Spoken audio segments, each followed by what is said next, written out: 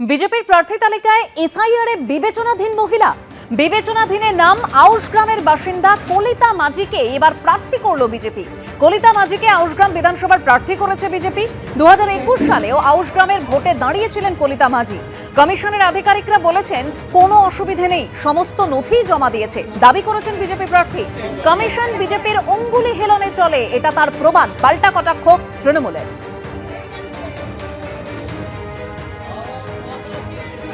সেটা কিভাবে হয়েছে সেটা আমার জানা নাই ঠিক। আপনার কি নাম এডুকেশনে ছিল? আছে। পরিবারে আপনি একারই নাম আছেন আরো কবে? আমার একার।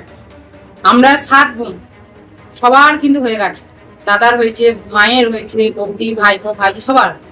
আমরা নিজেরা 7 বোন, 7 বোনের মধ্যে 6 জনের একই বাবা, সবই হয়েছে, কিন্তু আমারটা কেন এইভাবে হয়েছে সেটা আমি জানি না। এখন আইনের ব্যবস্থা সেটা হিয়ারিং এ গেছিলেন? যারা বিচারাধীন আছে তাদের হচ্ছে ডিসপোজ অফ দুটো রেজাল্ট হবে, হয় তারা ভ্যালিড হবে অথবা বাতিল হবে। তাহলে বিজেপি নিশ্চিত যে বিচারাধীন কলিতা মাঝি সে ভ্যালিড হবে, অর্থাৎ নির্বাচন কমিশন বিজেপির অঙ্গুলি হেলনে চলে। নির্বাচন কমিশন বিজেপির হচ্ছে তল্পিবাহক হিসাবে কাজ করছে।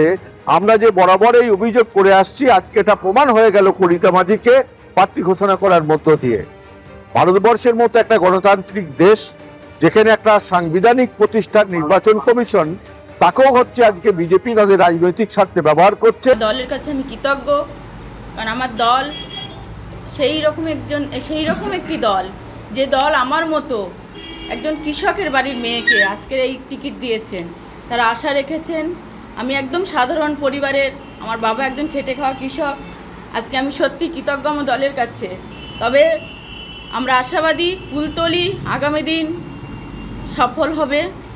কুলতলি যেভাবে অত্যাচার, কুলতলি এই লড়াইটা শুধুমাত্র আমার লড়াই নয়, এই লড়াই কুলতলির সাধারণ মানুষের লড়াই। আমি ধন্যবাদ দিই যে ভারতীয় জনতা পার্টিকে, আমাদের জেলা সভাপতি থেকে শুরু করে রাজ্য সভাপতি, আমাদের প্রধানমন্ত্রী, প্রত্যেককেই যে তারা আমাকে দুবারের ক্যান্ডিডেট করেছে, তারা আমাকে যে যোগ্য ভেবেছে, এটাই আমার কাছে অনেক বড় পাওনা। আপনাদের প্রত্যেকের, বাংলার সমস্ত মানুষ সমেত কুমারগ্রাম আলিপুরদুয়ার জেলার সব প্রত্যেক বয়োজ্যেষ্ঠর আশীর্বাদ লাগবে, ছোটদের ভালোবাসা লাগবে, শুভেচ্ছা লাগবে, যাতে এই পরিস্থিতিতে আমি একটা তাদেরকে কুমারগ্রামটি উপহার দিতে পারি। এইরকম একটা কেন্দ্রে আপনি প্রার্থী, চ্যালেঞ্জ কতটা? বিরাট বড় চ্যালেঞ্জ, কিন্তু রাসবিহারী হচ্ছে আমার হোম কনস্টিটুয়েন্সি। রাসবিহারী মানে এই দক্ষিণ কলকাতার সঙ্গে আমার পরিবার অনেকভাবেই যুক্ত আছে। একদম 1946 সাল থেকে আমার দাদু এখানেই তার ফ্যাক্টরি ছিল। তাছাড়া আমার মার দিক থেকে দেখতে গেলে 1930 সাল থেকে ওখানে ওনারা ভবানীপুরে বাসিন্দা। তাই আমার কাছে এটা একটা সৌভাগ্য যে ভারতীয় জনতা পার্টি, যার সঙ্গে আমি প্রায় 1990 সাল থেকে যুক্ত আছি, তারা আমার উপরে এই দায়িত্বটা দিয়েছে। সেটা মানে খুবই I am very honoured by that. তো এখন লড়তে হবে। ইলেকশন তো একটা কঠোর একটা পরিশ্রমও আছে, মানুষকে বোঝানোর কথা আছে।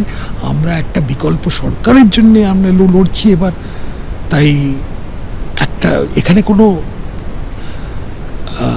ইজি রাইড বলে কিছু নেই। এবিপি আনন্দ, এগিয়ে থাকে, এগিয়ে রাখে।